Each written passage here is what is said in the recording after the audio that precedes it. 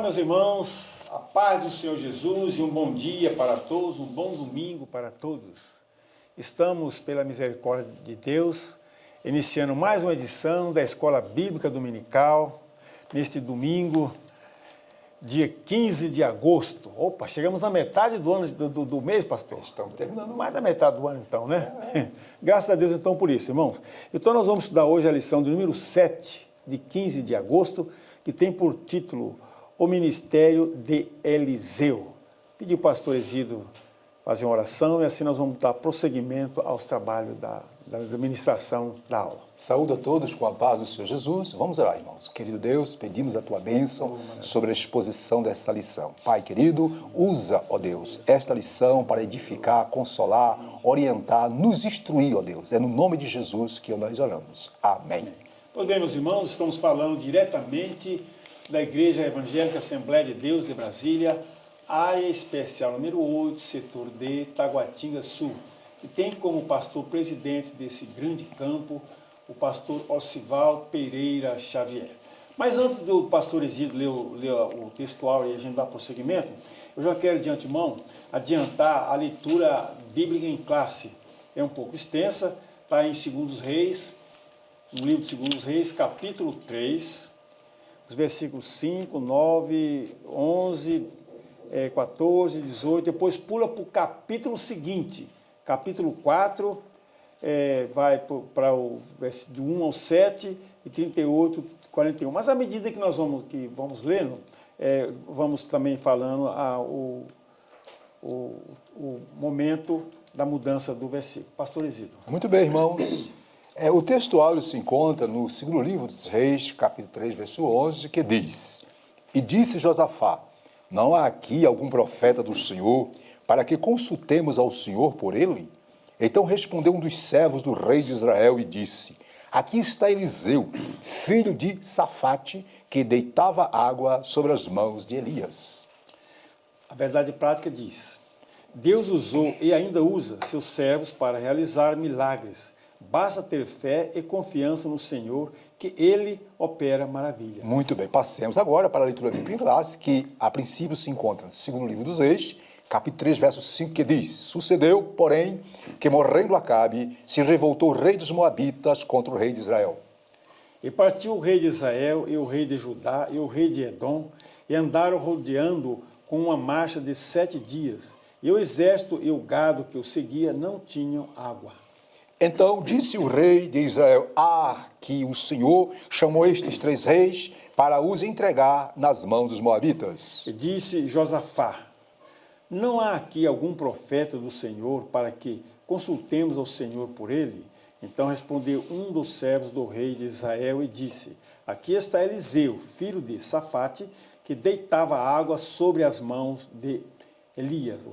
14, né? E disse Eliseu: Vive o Senhor dos exércitos, em cuja presença estou, que se eu não respeitasse a presença de Josafá, rei de Judá, não olharia para ti, nem te veria. Versículo 15. Ora, pois trazei-me um tangedor, e sucedeu que, tangendo o tangedor, veio sobre ele a mão do Senhor. E disse: Assim diz o Senhor, fazei neste vale muitas covas.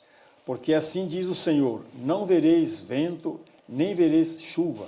Todavia o vale se encherá de tanta água que bebereis vós e o vosso gado e os vossos animais. E ainda isto é pouco aos olhos do Senhor, também entregará ele os Moabitas nas vossas mãos. Agora, capítulo 4, capítulo seguinte, versículos primeiros, diz assim: E uma mulher das mulheres dos filhos dos profetas, chamou Eliseu, dizendo: Meu marido, teu servo, morreu, e tu sabes que o teu servo temia o Senhor, e veio o credor a levar-me os meus 2 filhos para serem servos. E Eliseu lhe disse: Que te hei de eu fazer?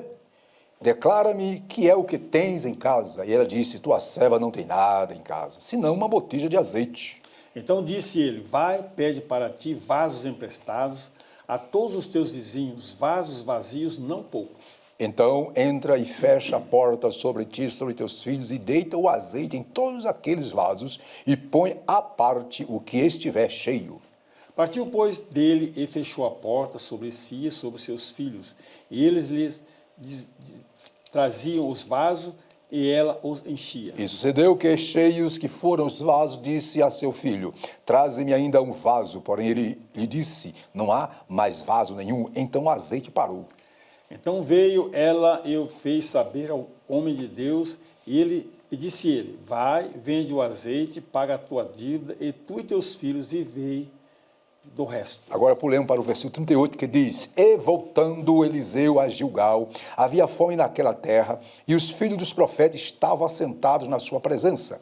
E disse ao seu moço, põe a panela grande ao lume e faze um caldo de ervas para os filhos dos profetas. Então um saiu ao campo e apanhou ervas, e achou uma parra brava, e colheu dela sua capa cheia de coloquintias. E veio e as cortou na panela do caldo, porque as não conhecia. Assim tiraram de comer para os homens. E sucedeu que, comendo eles daquele caldo, clamaram e disseram, homem de Deus, há morte na panela. Não puderam comer. Porém, ele disse, trazei, pois, farinha.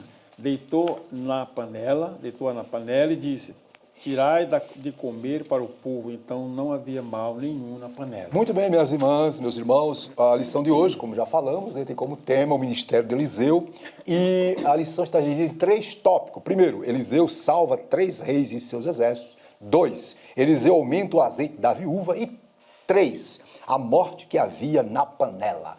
Professor Silas, qual é o objetivo geral? O objetivo geral diz o seguinte, destacar alguns dos milagres de Eliseu, como confirmação de seu ministério profético. Maravilha. E os objetivos específicos, como é de praxe, são 3. Primeiro, evidenciar que o Senhor zela por seu povo. 2, demonstrar a fé e a confiança da viúva de Sarepta. E 3, sinalizar o ato de fé de Eliseu. Agora, minhas irmãs e meus irmãos, vamos para a exposição, propriamente dita, da nossa lição, a começar pela introdução. Professor Silas, é com o senhor a introdução. Diz assim a introdução, o ministério de Eliseu foi marcado por acontecimentos extraordinários. Nesta lição estudaremos sobre 3 deles. O milagre das águas que alagaram um vale sem que houvesse chuva, a multiplicação do azeite da viúva e a aniquilação da morte presente na panela de ensopado servido por um dos servos do profeta.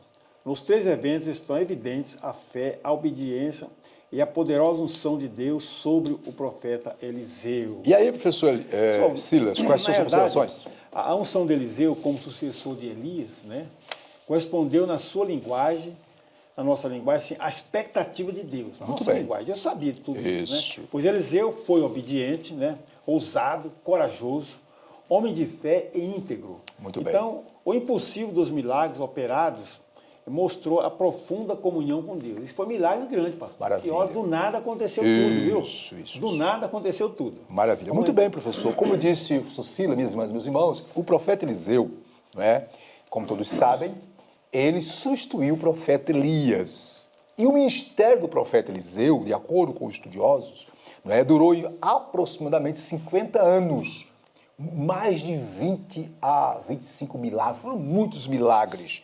Não é? E o ministério do profeta Eliseu é descrito lá em 2 Reis 2:12 a 2 Reis 13:20. Portanto, não é? O profeta Eliseu, fechando esse ponto, para dar uma introdução histórica, ele atuou durante os reinados de 3 reis lá em Israel. O rei Jorão, o rei Jeú, Jeocasias e Jeoás. Perdoe, 4 reis. Então ele teve um ministério extenso, muito milagre, muita maravilha. E hoje nós vamos estudar alguns dos seus milagres, que são os 3 principais que aqui a lição destaca, não é, professor? Perfeitamente. Muito bem. Passando para a lição, vejamos primeiro, não é? Eliseu salva 3 reis e seus exércitos. Aí está o tópico primeiro, que tem, e aí vem o item 1. Reis bons e maus. Eu vou ler aqui e nos acompanha aí em tela. No período do reino dividido houve a alternância de reis bons e maus. Está grifado aí. Esta distinção entre bons e maus não leva em conta apenas o modo como esses reis administravam o reino ou lideravam o povo, mas, observe minhas irmãs e meus irmãos, a forma como eles se relacionavam com Deus. Portanto, Ao se referir a um determinado rei como mau, o autor do livro de Reis está dizendo que esse monarca, além de desobedecer e desprezar a Deus em seu culto, promovia a adoração de ídolos. E aí, professor Silas, o que é que o senhor acha? Pastor, na verdade, a gravidade da maldade desses reis, né? Isso. Não era só a desobediência dos mandamentos, que também desagrada a Deus. Isso. E é o pecado também. Agora, o pior é desprezar a Deus e, como se Deus não existisse, o Deus de Israel não existisse, fazer idolatria, sacrificar outros deuses, como se esses deuses tivessem libertado Israel do Egito. É verdade. Então, Deus não tolera esse tipo de pecado. Muito então, bem. alguns reis eram maus desse período aqui e alguns bons, né? Isso. Mas Deus é sempre misericordioso e sempre socorre o seu povo. Muito bem, interessante, como o senhor disse, né? O refrão é praxe, né? Por exemplo, segundo Reis 3:2 diz que o rei Jorão fez o que era mal aos olhos do Senhor. Você vai ver que lá de Jeroboão em diante, todos têm na sua história, né, esse refrão: fez o que era mal aos olhos do Senhor. Repetindo, para enfatizar, essa expressão significa o quê? Significa que se refere ao rei como mal, não é? Como um desobediente, rebelde, alguém que desprezou os princípios de Deus, não é? Isso. Poderia ser um bom administrador e ser uma pessoa boa aos olhos do Senhor? Poderia, né? Mas sempre que a pessoa é desobediente a Deus, isso também reflete na sua vida pessoal. Silas, vamos lá? E era quanto mais, né, pastor? Quanto mais. Muito bem, então estamos aí no tópico 1, Eliseu salva 3 reis e seus exércitos, né? Vimos que havia reis bons e reis maus, e agora vejamos 3 reis que se unem e vão à guerra contra os moabitas. Eu posso ler para nós? Vamos então. 3 reis vão à guerra contra os moabitas. Diz assim o texto: Jorão, rei de Israel, que como o seu pai Acabe, fora reprovado pelo Senhor. Josafá, rei de Judá, considerado um excelente monarca em razão de promover a adoração ao verdadeiro Deus. E o rei de Edom, que era vassalo de Judá. O que motivou a guerra foi a rebelião dos moabitas, que à época pagavam pesados impostos ao rei de Israel. Muito bem, Silas. Você tem uma observação, Silas, sobre esse ponto? Pastor, a observação é o seguinte, desses 3 reis, o único que parece que era melhorzinho dele, que adorava a Deus, era Josafá. Josafá, rei de Judá, que conhecia Deus mesmo. E talvez Deus fez ele ganhar aquela guerra por amor até a Josafá, né? Isso. Então os reis Jorão, o rei Jorão, Josafá e os reis de Edom pelejaram contra os moabitas, né? Contra o rei moabita, não é isso? Isso. O rei Mesa, né? Tala Mesa, sei lá. Pois rebelaram contra Israel para não pagar imposto, fez aquela rebelião, etc. E com o milagre das águas, né? De covas, dos vales, né? A ilusão do rio que virou, a água que virou sangue, não é que a água virou sangue, mas dava a impressão que era sangue, eles pensaram que era sangue, né? E ele previu a vitória, pastor. E os animais beberam água, salvou aqueles reis da sede e tal. Que maravilha, né? E previu a vitória dos reis. E ainda deu algumas instruções. Que coisa maravilhosa, né? Muito bom, excelente. E o profeta previu a vitória e, de fato, aconteceu mesmo. Muito bem. Eu quero fazer uma observação, Silas, sobre Josafá. É interessante que Josafá, rei de Judá, como você já disse, foi um bom rei. Foi. Porém, não vigiou. Aí. Não basta ser bom, tem que vigiar, viu, irmãs? Ok? Ele não vigiou. Por exemplo, ele tinha feito aliança com Acabe, na época casando seu filho Jeorão com Atalia, que no futuro deu um problema sério para Judá. Deu. Ok? Depois apoiou o rei Acabe, né, na guerra contra os sírios, o que quase lhe custou a vida. Quase custou a vida, conforme 1 Reis 22, 29, 33. Não é? Aí, nessa época, Deus usou o profeta Jeú para lhe repreender. Onde lá em 2 Crônicas 19:2, Jeú, né, diz para o rei Josafá: devias tu ajudar ao ímpio e amar aqueles que ao Senhor aborrecem? Pois é. Olha só, não é? E mesmo assim, mesmo advertido pelo profeta de que não deveria fazer aliança, se unir ao ímpio, olha só, mesmo assim depois fez aliança exatamente com o rei Jorão, filho de Acabe, para lutar contra Moabe.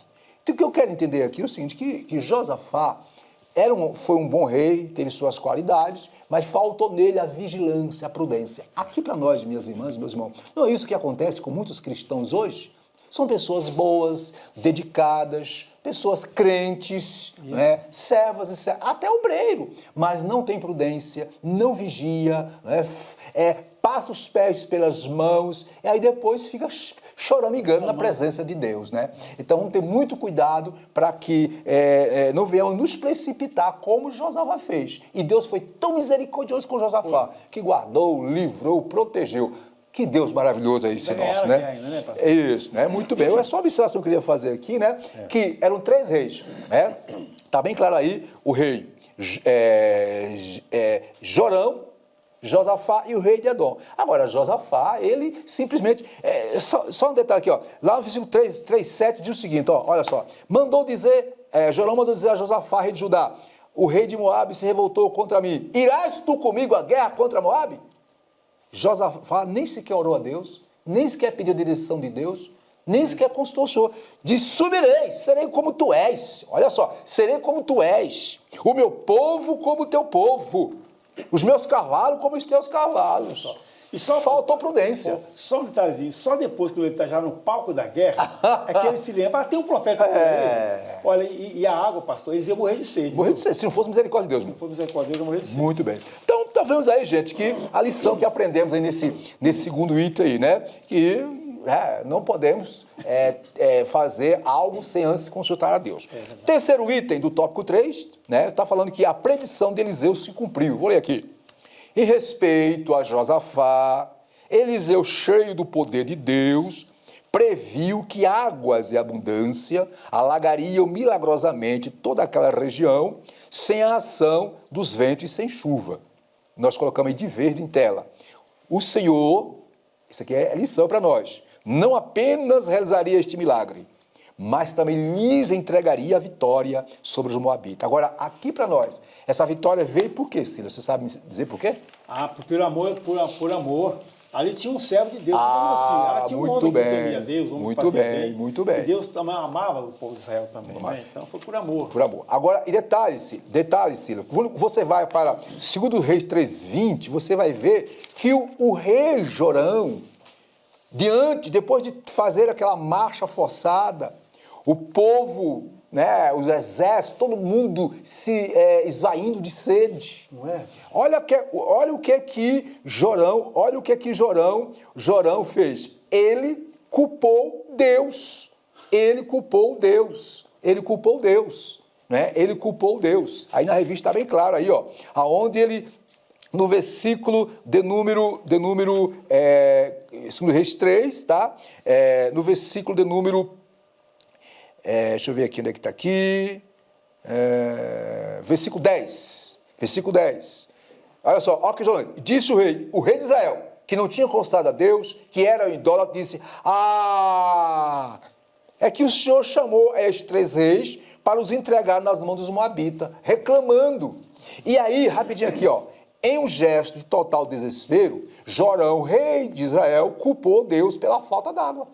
Aí vem um detalhe, Cira, uma das principais características de pessoas que colocam sua fé em ídolos, em vez de confiar em Deus, é que no momento de crise, colocam sua fé em desespero, toma conta do coração, né? O desespero toma conta do seu coração, por não crer nem obedecer a Deus. E começa a culpar a Deus pelos problemas que existem. Rapidinho, enquanto Jorão, rei de Israel, ficou desesperado, o texto diz que Josafá, rei de Judá, procurou uma resposta de Deus e perguntou, não há aqui algum profeta do Senhor para que consultemos o Senhor a ele? E aí então alguém disse, tem aqui Eliseu, não é? Então o que isso nos ensina? Enquanto o rei Jorão, idólatra, se voltou, foi se revoltar contra Deus, o rei Josafá foi buscar ao Senhor. Então, resumindo, a atitude do rei Josafá demonstra o quê? A grande diferença de alguém que confia em Deus e sabe que somente ele pode dar uma resposta no momento de crise. Então, aí está a diferença. Ciso do topo, por favor. A ciência do copo diz o seguinte, não importa as pessoas infiéis existirem no meio dos fiéis, o Senhor sempre intervirá a favor dos que o temem. Engraçado, pastor, só um detalhezinho nessa Sim. negócio. Eliseu, que depois de que tudo já feito, Eliseu, e eles creram na palavra de Eliseu, olha só. Acho que Josafá até, não está escrito aqui, mas Josafá falou assim, não, mas por que esse camarada vai mandar cavar aqui buraco? Porque nem chuva não tem. E Eliseu ainda falou assim, ó, não vereis nem vento, nem chuva, mas esse vale se encherá de água. Isso. E de fato aconteceu. Eles acreditaram na palavra do profeta de Deus. O homem de Deus estava lá, consultou e realmente aconteceu todo esse fato e eles ganharam a guerra. Agora, um detalhe para fechar esse ponto, viu, minhas irmãs? É importante que quando Josafá, né, Eliseu se apresentou a Josafá, quando o Josafá disse, não há aqui profeta, aí disseram aqui está Eliseu, não é? Olha só o que Eliseu disse ao rei de Israel, que tenho eu contigo? Vai aos profetas de teu pai, está no versículo 13, aos profetas de tua mãe. Aqui demonstra o quê? O profeta Eliseu não deixou passar a oportunidade de repreender a idolatria e a rebeldia do rei Jorão, não é? Eliseu disse na cara do rei, né? Que tenho eu contigo, rapaz? Vai buscar teus deuses. Vocês não são idólatras? Falou, só respeito você por causa dele. Isso, detalhe, viu, rei Jorão? Eu só estou aqui, vou aqui falar com Deus em consideração a Josafá. Tá vendo aí? Josafá. Então, irmão, a lição que aprendemos aqui é o seguinte, que Deus está com aqueles que o adoram, que o servem, que Deus não tolera a rebeldia contra ele. Podemos continuar? Muito bem. Então, vimos aí o primeiro milagre, né? Que foi a abundância de água e o povo não ter, logicamente, desfalecido de sede. Segundo tópico, Eliseu aumenta o azeite da viúva. Silas, você pode ler 2.1, a situação das viúvas em Israel? Vamos lá então. A situação das viúvas em Israel. Diz assim o texto, a vida das viúvas nos tempos bíblicos era bem difícil, pois as mulheres daquela época dependiam dos seus maridos para prover-lhes o sustento. É o caso da viúva de um dos discípulos dos profetas de Israel. Após a morte do marido, a mulher ficou numa situação complicada. Falta de suprimento, dívidas e a ameaça de seus filhos serem vendidos como escravos. Deus ouviu o clamor daquela viúva e supriu suas necessidades. Coisa bela, né? Muito bem. Suas considerações sobre esse ponto. Pastor, na verdade, as viúvas de Israel, aliás, de um modo geral, a mulher casada era muito dependente de seus maridos, certo? A não ser que tinha uma família assim, bem abastada, né? Certo. Mas aí era bem dependente dos seus maridos. Basta olhar o caso das viúvas na lição do Novo Testamento, né? Em que Atos 6, 4, que houve aquela discussão sobre as viúvas, etc. Murmuração e tudo. Então, era uma situação dramática. E aquela viúva, ela conhecia o profeta, ela tinha uma intimidade assim, com os filhos do profeta, porque na realidade era filho, ali estava misturado filhos e servos do profeta, né? Ela conhecia bem os feitos dos profetas e como Deus respondia. Então ela foi o homem certo para contar as suas queixas. Muito né? bem. E mais adiante nós vamos ver que a situação foi resolvida. Bem. Interessante, Silas, e minhas irmãs, meus irmãos, em Êxodo, capítulo 22, verso 22 e 23, Deus diz... O que Deus diz lá? Diz lá, a nenhuma viúva nem órfão afligireis. Pois é. Se de alguma maneira os afligirdes e eles clamarem a mim, eu certamente ouvirei o seu clamor. O que aconteceu? O que aprendemos aqui? Aprendemos que Deus, na sua lei, lá nos primórdios, demonstra, não é? De forma especial, uma atenção para a parte mais vulnerável da sociedade. Naquela época, as viúvas era pior ainda. E os órfãos, né? E conforme, segundo Reis 4:1, lá diz o seguinte, ó, certa mulher, aí vem um detalhe, das mulheres dos discípulos dos profetas. Então, quer dizer que o esposo dela fazia parte do colegiado de discípulos dos profetas. Isso. Só que o marido dela, que era um discípulo do profeta, faleceu. E aí, como você disse muito bem, ela ficou, digamos assim, totalmente abandonada. Porém, ela foi muito sábia. Aí vem um detalhe, diante da situação difícil, que estava passando, o que a viúva fez? Arrancou os cabelos da cabeça? Blasfemou contra Deus? Não, é como Silas disse, né? Diante da situação, o que ela fez? Ela decidiu, Silas, tomar uma atitude. Que atitude foi essa? Ir à procura de ajuda. Agora tem um detalhe. Ir à procura de ajuda é normal do ser humano. Agora, tem que saber aonde procurar ajuda. Ela foi no lugar certo. E ela, né, Cira? Ela não foi a qualquer lugar. Ela procurou aquele em quem confiava que poderia ajudar a resolver o problema, o profeta Eliseu. Aqui para nós, diante das lutas, das dificuldades, meu irmão, a quem você está buscando ajuda? Como você age diante das batalhas, dos problemas, das questões da vida? E a Bíblia diz que devamos lançar sobre Deus toda a nossa ansiedade. Então, nesta manhã, desse domingo abençoado, em nome de Jesus, receba essa palavra. Está passando por dificuldade? Está em crise? Quer ajuda? Lance-se aos pés de nosso Deus, que Ele é o socorro bem presente no dia da angústia. Certo, Silas? Graças a Deus por isso, né? E assim aconteceu com a viúva de Sarepta, né? Muito bem. E aí, no item 2, estamos no tópico 2, que Eliseu aumentou o azeite da viúva. Vimos subtópico 1. Agora vejamos subtópico 2, né? Tópico 2.2. 2.2. Uma botija de azeite foi suficiente para Deus operar o quê? O milagre. Eu vou ler aqui, Silas. Vamos lá. Aí em tela, nós destacamos aí de vermelho, né? De vermelho, tá bem claro aí, ó. Após ouvir da mulher que não tinha nada além de uma vasilha de azeite, o profeta disse a ela que tomasse vasilhas emprestadas com os vizinhos e que ao entrar em casa com os filhos, fechasse a porta. Ponto. Aí vem grifado de preto. A ordem era derramar em cada vasilha disponível o pouco de azeite que possuía pô-las à parte à medida que ficassem cheia. Aí de verde, e foi justamente o que ela fez. Quando acabaram as vasilhas, o azeite cessou. Ela vendeu o azeite, pagou a dívida e ainda pôde manter o sustento da família com o que sobrou. Silas, seus comentários. Pastor, foi um milagre muito grande. A única botija de azeite, suficiente, né? Isso. Ela falou, só tenho uma botija de azeite. É que ela apresentou para ele. O que é que você tem? Só tenho uma botija de azeite, né?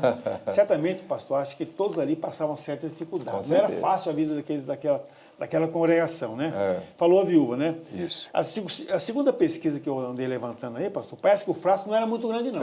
Ela tinha mais ou menos 15 centímetros de tamanho, não era tão grande assim. Sei. Era pouco azeite mesmo, não era muito não, né? Era o mínimo dos mínimos, né? Era o mínimo dos mínimos, né? E a viúva tinha, então ela logo tinha pouco azeite. E olha só o tamanho do milagre. Quer dizer, do pouco, Deus fez muito. Pastor. Isso. Deus fez muito. Então, quer dizer, e certamente... Ele devia, assim, ó, paga a tua dívida, isso. Né? E vive do resto. Quer dizer, ela praticamente, como diz aí, já vi falar isso, ela virou empresária de óleo, de azeite, né? De azeite. Vendendo azeite para todo mundo, em abundância. A observação que eu quero fazer, Silas, coisa maravilhosa, né? ainda desse ponto que você colocou, interessante, como vimos em 2 Reis 4:2, o profeta Eliseu pergunta à viúva, que é que tens em casa? E ela olhou, pensou, disse, olha, a tua serva não tem nada em casa. Lembrei, tem sim, temos aí uma botija bem pequena, como disse Silas, com azeite. E aí vamos ver alguns detalhes aqui.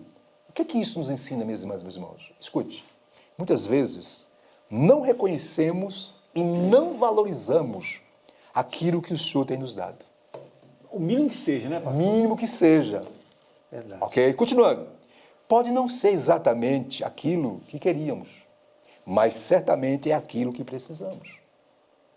Para nós, pode não representar nada, o pouco ou o mínimo que temos.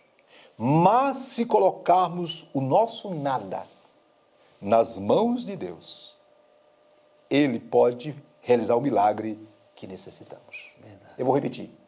Assim como aquela mulher colocou o pouco que tinha, colocou o nada que tinha nas mãos daquele que tem todo o poder e houve o milagre, trazendo para nós. Deus quer fazer o mesmo conosco, desde que nós coloquemos o mínimo dos mínimos na presença dele e creia e acredite que ele pode fazer. Quer ver o exemplo? Não é? Lá em Mateus 14, fala do primeiro milagre da primeira multiplicação dos pães. O povo estava esvaindo-se de fome. Jesus disse para os discípulos, alimente-os.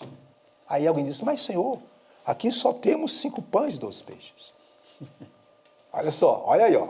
E aí Jesus pegou os 5 pães e 2 peixes, abençoou, partiu, e diz que quase 5.000 homens, além de mulheres e crianças, foram alimentados e sobrou. Apenas 5 pães e 2 peixes, colocados nas mãos do Senhor, alimentou a multidão. O que você tem?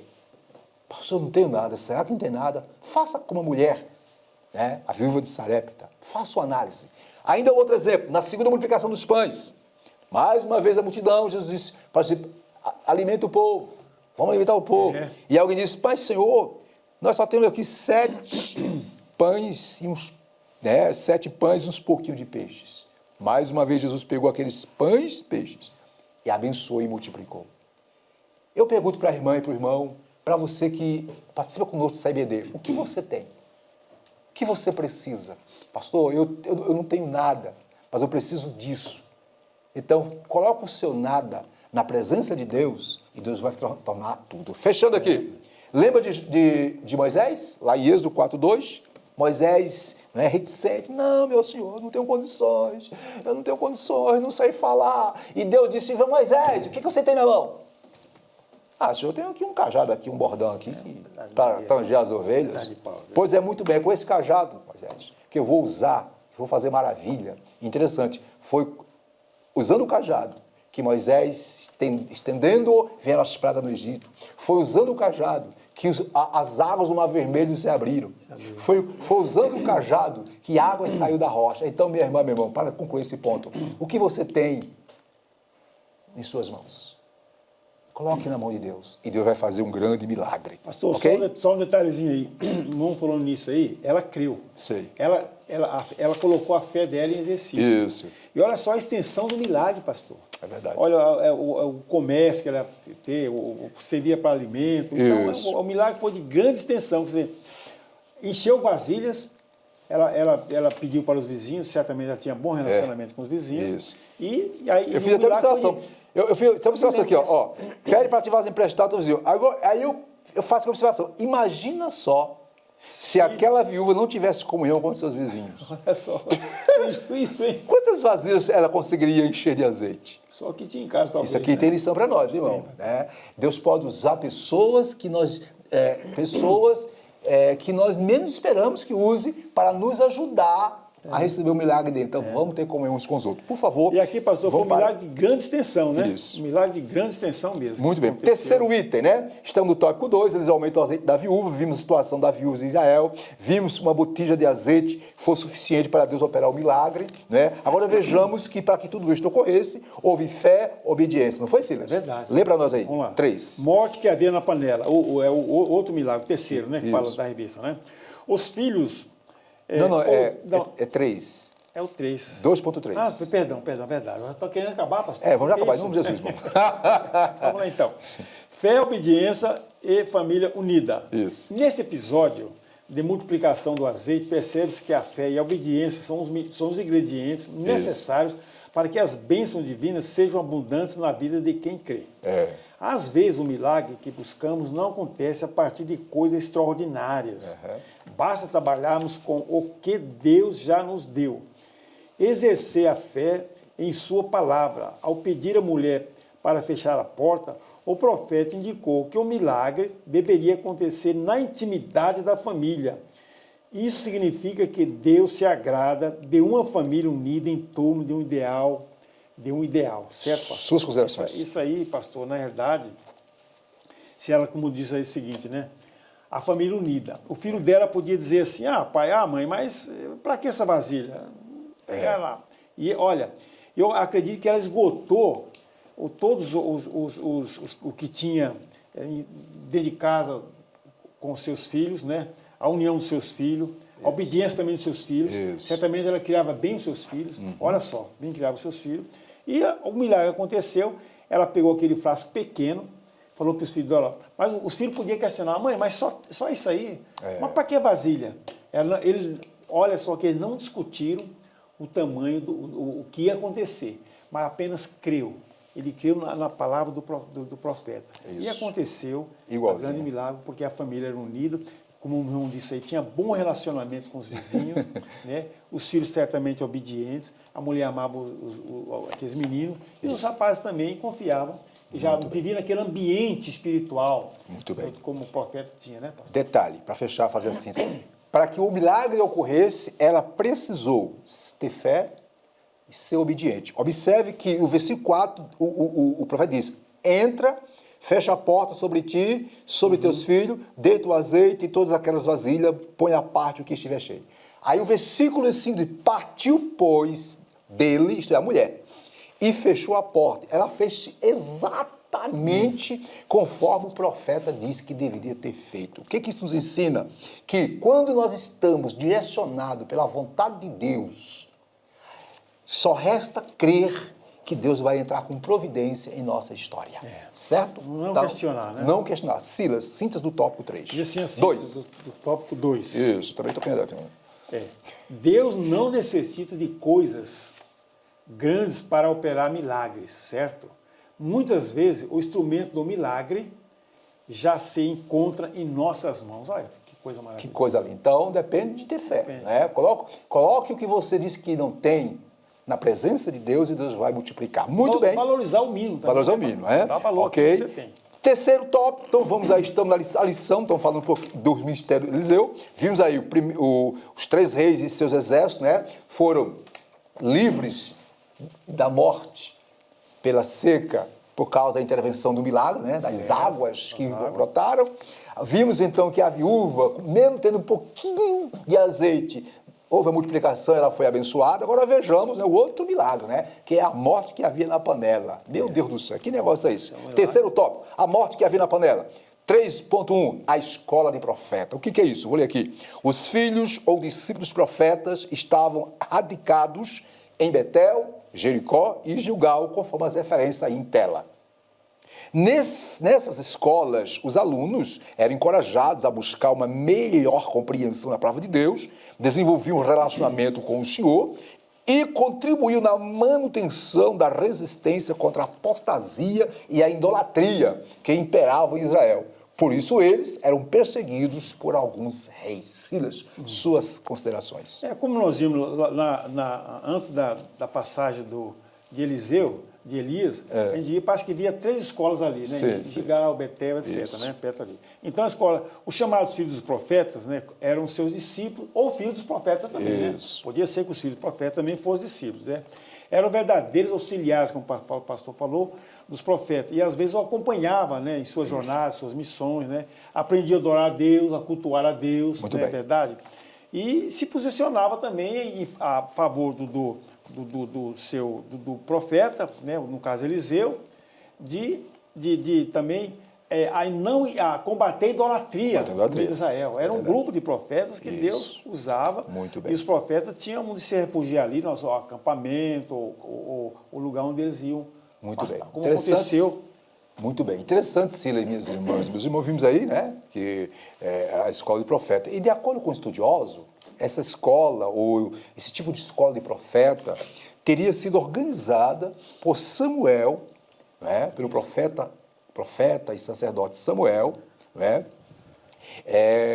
conforme lá, primeiro livro de Samuel, capítulo 10, verso 5, depois 19, versículo 20. E depois, Elias e Eliseu foram os responsáveis pela consolidação da escola dos profetas, né?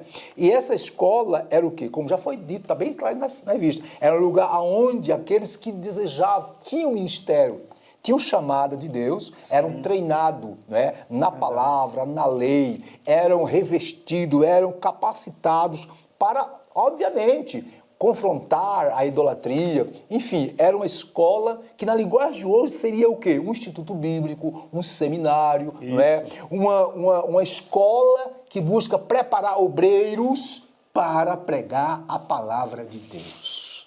Então é basicamente isso. Ele dava todo apoio ao profeta, Isso, né? isso. Rapidinho para fechar esse ponto. Nessas escolas, né, não era uma escola apenas para adotar os alunos com conhecimento, né, acadêmico, não. Mas, sobretudo, para que esses tivessem uma profunda experiência com Deus. Então, era uma escola teológica. Era uma escola onde aqueles que tinham chamada eram trabalhados, eram instruídos, orientados, treinados, não é? Buscavam se aprofundar na lei do Senhor para ministrar, para pregar e para mostrar que somente Deus é Senhor, o Todo-Poderoso. Não é isso, Silas? Sim. Muito bem, passemos para, para o próximo item, né? Tópico 3, falamos no ponto 1, agora 3.2, a morte na panela. Antes de nós falarmos na panela, eu quero fazer uma observação aqui.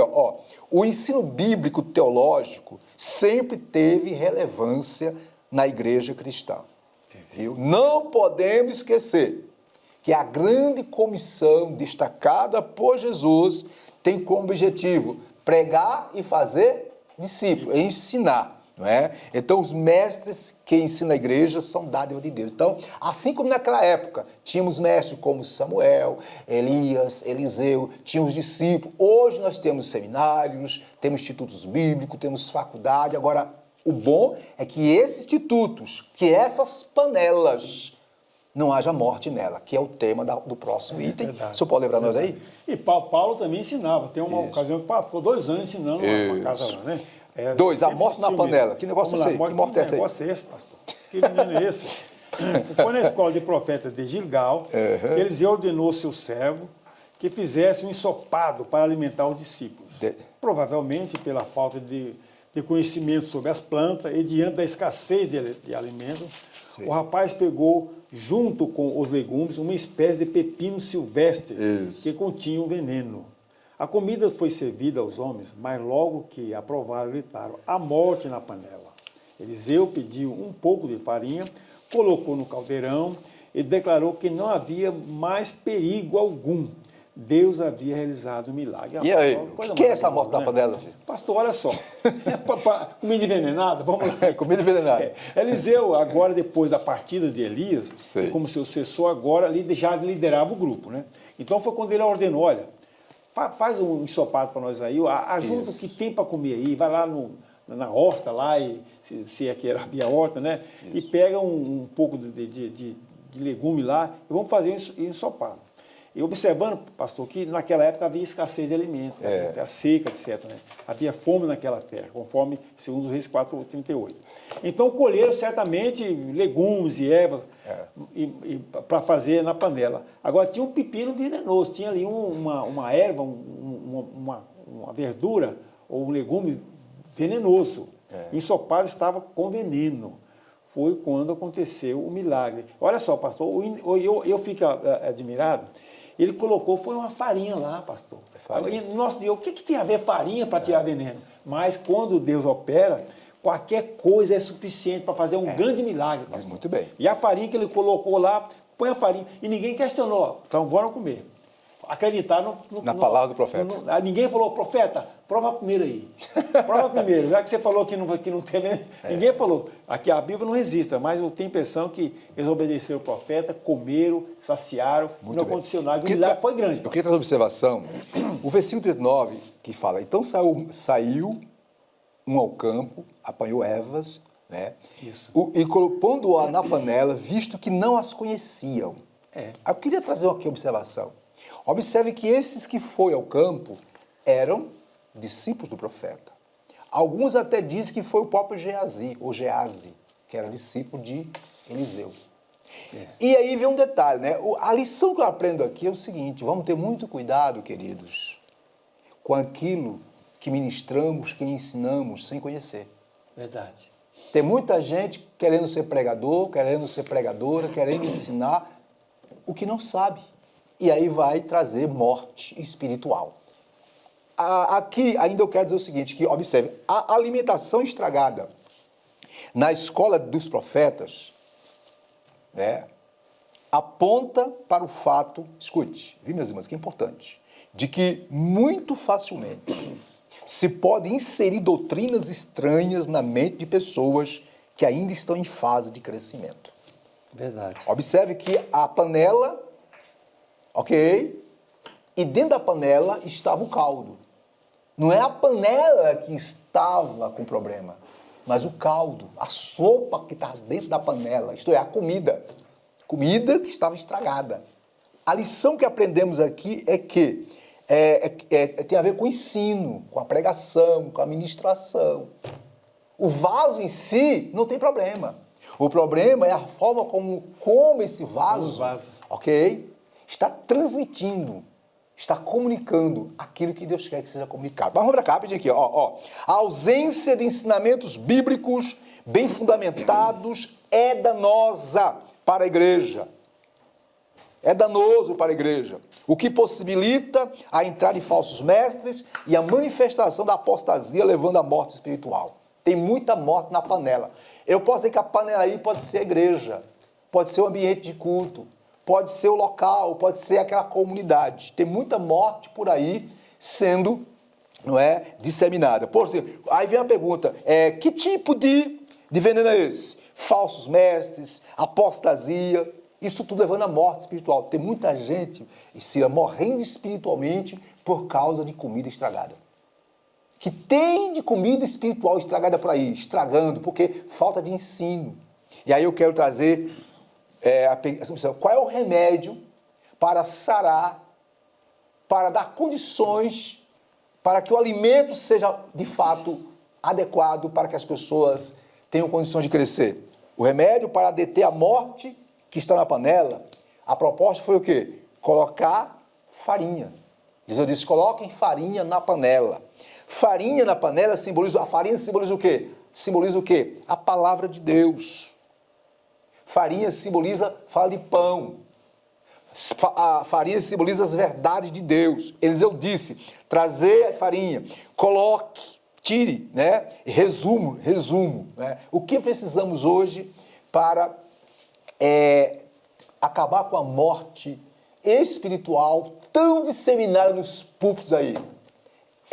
Em lugar de pregar heresia, em lugar de ensinar o que é herético, ensinar o que é verdade, os princípios da palavra de Deus, né? Aí eu quero fechar dizendo aqui, os seminários e institutos bíblicos devem ter fundamentos bíblico e teológico de acordo com os princípios da palavra de Deus. Verdade. Nós aqui, a DEB, nós temos nosso Instituto Bíblico, IBADEB, que preza pela boa e equilibrada doutrina bíblica, conforme a nossa declaração de fé. Cita o tópico, Silas. Assim do tópico diz o seguinte, vamos lá para o finalzinho. Isso. Deus, o Senhor, não necessita de ninguém para realizar milagres, certo? Porém, sempre espera de nós uma atitude de fé. Isso fica bem claro para os irmãos. Deus, mais uma vez, não necessita de ninguém. Porém, Deus requer de nós o quê? Fé, né, Sila? Muito bem, minhas irmãs e meus irmãos, estamos chegando ao término de mais uma lição. Vimos a lição de hoje, o ministério de Eliseu. Vimos 3 tópicos sobre o ministério de Eliseu. Vimos Eliseu salvando 3 reis e seus exércitos através, né, daquele milagre onde a água brotou nos poços e todos foram saciados. Vimos o aumento do azeite da viúva, onde através daquele milagre a viúva resolveu o seu problema de dívida. E agora vimos que através do milagre de colocar a farinha na panela, a comida ficou boa para que todos pudessem comer. E agora passemos para a conclusão desta lição. E é com você, Cid, a conclusão. A conclusão diz o seguinte, nos 3 milagres, né, apresentados na lição, percebe-se que aconteceram mediante alguma iniciativa ou trabalho humano. Isso significa que os milagres operados por Deus na vida do seu servo acontecem em cooperação com algum tipo de trabalho ou atitude humana. Não tem compromisso com pessoas de fé. Deus tem compromisso com pessoas de fé. Mas que também sejam operantes e dirigentes, pastor. Olha só. E aí, Ciro, qual é a sua observação? Na verdade é o seguinte, Deus sempre quer o melhor para o seu povo. Isso. Perfeito. Aliás, ele quer o bem de toda a humanidade, Com certeza. mas principalmente para o seu povo. Os milagres aconteceram, graças a Deus, mas nós temos que fazer a nossa parte. Eu me refiro ao seguinte, pastor, em fazendo a nossa parte, isso não quer dizer que nós estamos ajudando Deus. Isso. Deus, como o senhor falou nisso, Deus não precisa de ajuda, não, né? Ele quer uma atitude nossa. Atitude de fé. Essa atitude não quer dizer ajuda, ele quer uma atitude nossa. Então, não para ajudar Deus, mas para demonstrar a nossa atitude, a nossa adoração e a nossa fé para com Deus. É isso que ele quer de nós. Muito bem. Em cima desse ponto, só para fechar com mais ênfase aqui, ó, observe que nos 3 milagres de Eliseu, observa-se que eles aconteceram. Isso que é muito importante, após as atitudes. Exemplo, no milagre da água para o exército, foi preciso o quê? Cavar? Cavar. Covas. Covas. Poço. Né? Tinha que cavar. É isso? No milagre da multiplicação do azeite, né, da viúva, foi preciso que ela fizesse o quê? Buscasse vasilhas. Interessante, né? Ok? E no milagre, no episódio da morte na panela, foi necessário colocar farinha. Isso demonstra, como já foi dito, que os milagres de Deus operam na vida de seu servo, né, e acontecem em cooperação com a operosidade humana, não é? Isto é, o Senhor quer que eu faça a minha parte. Verdade. Exercite a fé, tenha atitude e deixe o resto nas mãos dele. Conclusão. O certo é, minhas irmãs, meus irmãos, não se pode ficar sentado esperando um milagre. Verdade. Tem que fazer alguma coisa. Nós temos que fazer a nossa parte. Então, todos os milagres operados por Eliseu e os demais milagres operados por toda a Bíblia, sempre o ser humano teve que fazer a sua parte. E, detalhe, todos os milagres operados por Eliseu, em nenhum deles, Eliseu buscou para si a glória. Eliseu quis aparecer. Todos eles tinham como propósito, único, Silas, exaltar as virtudes de Deus, glorificar a Deus, porque Ele é que faz milagre. Então, minhas irmãs, meus irmãos, fechamos aqui a nossa aula. Silas, é com você. Pastor, na verdade, foi uma benção a lição, graças a Deus. Olha, ele mandou cavar, cavaram. Obedeceram, obedeceu. Isso. Como falou, mandou a viúva pegar a vasilha, ela obedeceu. Olha a obediência aí. Tudo obediência. Obediência e crença. Isso. E crer também. Depois, mandou colocar a farinha na panela, com atitude. Então, são atitudes e crer naquilo que foi falado para eles. Pensa, se eles às vezes coloquem farinha, mas farinha, tivesse questionado. Farinha. Então, cavar para quê? É difícil cavar. Vamos lá então. Irmãos, olha, graças a Deus terminando mais uma lição. Domingo que vem, se Deus permitir, dia 22 de agosto, nós estaremos estudando uma lição maravilhosa. Essa lição não perca essa lição. Naamã é curado da lepra. Olha, vamos tirar outro milagre proveito dessa estupendo. lição. Outro milagre Super milagres, né? Isso. Então, já demos encerramento da lição de hoje, graças a Deus. Nós vamos orar então, o pastor Exídio vai orar pelos nossos aniversariantes e encerramento do trabalho. E desde já desejo aos irmãos um bom domingo, um bom almoço para toda a família e logo mais... Isso, hoje à noite, às 18 horas, dia 15/8, né? Esse domingo abençoado, teremos o grande culto, louvor, adoração, pregação. Sila, ontem foi a grande Santa Ceia e hoje é o grande culto, louvor e adoração. Minha irmã, meu irmão, venha. Ah, pastor, estou com dificuldade, problema de saúde, então não tem problema. Acesse a Deb TV e você vai estar participando conosco, né, Silas? Em loco, tá ok? Mas se pode vir, venha, que tem espaço, não é isso? Tem espaço. E Deus vai estar abençoando. Temos mensagem, louvor, adoração, oração pelos enfermos, vai ser uma maravilha. Comunhão com os irmãos. Comunhão com os irmãos. É uma maravilha, viu? Iremos agora orar por aqueles irmãos que fizeram aniversário e para os irmãos que estão enfermos. Podemos orar? Vamos orar. Senhor, nesse momento, apresentamos os teus filhos que durante a semana que se passou fizeram aniversário, Pai. E também no dia de hoje, nesse primeiro dia da semana, domingo, dia 15, que eles também fizeram aniversário. Abençoa-os, dá a todos uma boa saúde física, emocional e espiritual, muitos e muitos anos de vida, que os sonhos e projetos se concretizem. Também oramos por aqueles que estão enfermos, doentes, seja qual for o tipo de doença. Entra com providência, Senhor, curando, restaurando, abençoando. É no nome de Jesus que eu oro e peço, Pai. E agora, Senhor, nós nos despedimos em paz e pedindo que o Senhor, ó Deus, nos leve em paz para os nossos lares. Que a graça do Senhor Jesus Cristo, o amor de Deus, nosso Pai, a comunhão consoladora do Espírito Santo, seja com todos hoje e sempre. Amém. Adebe, a promessa é para nós e nossos filhos. E a vitória é nossa pelo sangue de Cordeiro. Jesus. Por favor, Até a próxima, irmão. não esqueça de assistir o nosso vídeo sobre o IBADEB, o nosso Instituto Bíblico. Deus abençoe. Até a Amém. próxima.